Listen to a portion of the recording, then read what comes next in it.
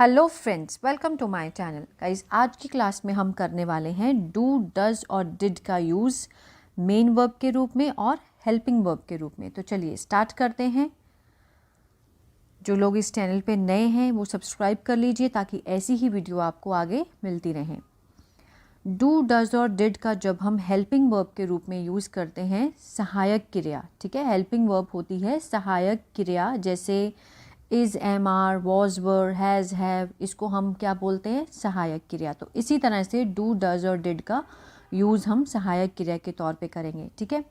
सबसे पहले हम बनाएंगे अफर्मेटिव। अफर्मेटिव होते हैं, जैसे डू, डज, डिड का यूज़ अफर्मेटिव में किसी बात को जोर डालने के लिए, बोलने के लिए करते हैं। जैसे करता तो है, जाता तो है, ठीक है।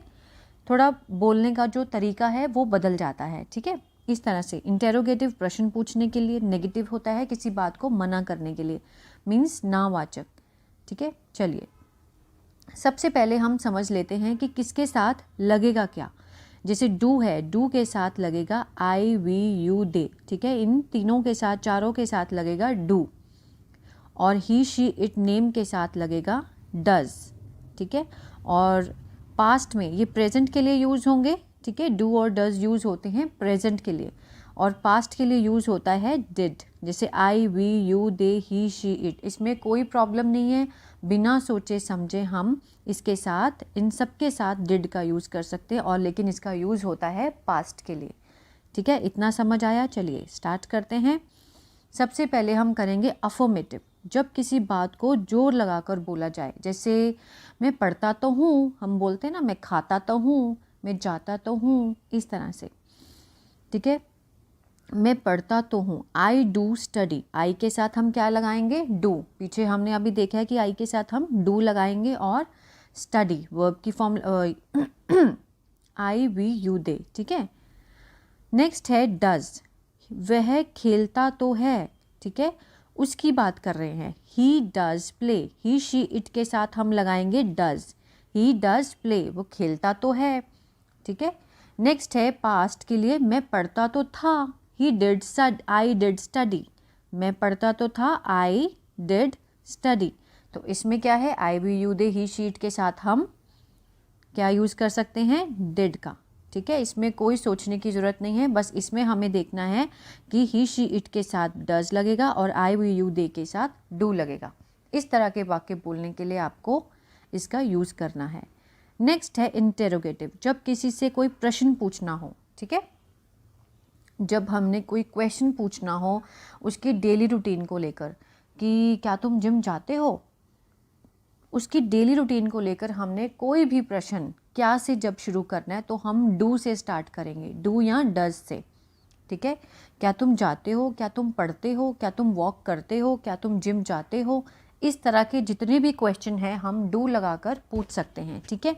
डू से ही हमें पता चलता है कि वो सामने वाला हमारी डेली रूटीन के बारे में पूछ रहा है। क्या तुम जिम जाते हो, तो इसका आंसर कैसे होगा? येस या नो में। हाँ जाता हूँ, नहीं तो नो, येस नो, ठीक है। Do you go to gym, ठीक है, do you go to gym, इसके साथ हम फर्स्ट फॉर्म का यूज़ करेंगे। और आई, वी, यू, दे के साथ तो आपको पता ही है कि डू का यूज़ होगा, ठीक है। Do you go to gym. Next है डज। जब हम अपने बारे में और दूसरे के बारे में बात करते हैं, तो अपने बारे में बात करते हैं तो आई लगाते हैं, किसी जो हमारे साथ है उसकी बात करते हैं तो हम यू लगाते हैं। लेकिन जब हम किसी तीसरे इंसान की बात करते हैं जो कि थर्ड पर्सन कहलाता है, ठीक है, मीन्स ही, शी और इट, या कोई नेम, उसके साथ हम क्या लगाएंगे? डज। क्या वह रोज़ खेलता है? वह, ठीक है, क्या वह रोज़ खेलता है? डज ही प्ले डेली, ठीक है। Does he play daily, he, she it के साथ हमने किसका यूज़ किया है? डज का। जब हमने थर्ड पर्सन की बात करनी है तो हम डज का यूज़ करेंगे। डज ही प्ले डेली, तो इसके साथ भी हम फर्स्ट फॉर्म का यूज़ करेंगे। नेक्स्ट है डिड। क्या मैं वहाँ गया? डिड आई गो देयर, क्या मैं वहाँ गया, ठीक है। इस तरह से क्वेश्चन पूछने के लिए या बोलने के लिए डिड आई गो देयर, तो हम डिड का यूज़ करेंगे। इसमें I, we, you, they, he, she it के साथ हम डिड लगा सकते हैं, ठीक है। आई होप आपको समझ आया होगा। नेक्स्ट है नेगेटिव, जो नावाचक। जब किसी बात में हमने किसी के लिए ना बोलना हो, ठीक है। डू में देखते हैं, मैं हर रोज़ मंदिर नहीं जाता हूँ। I do not go to temple daily.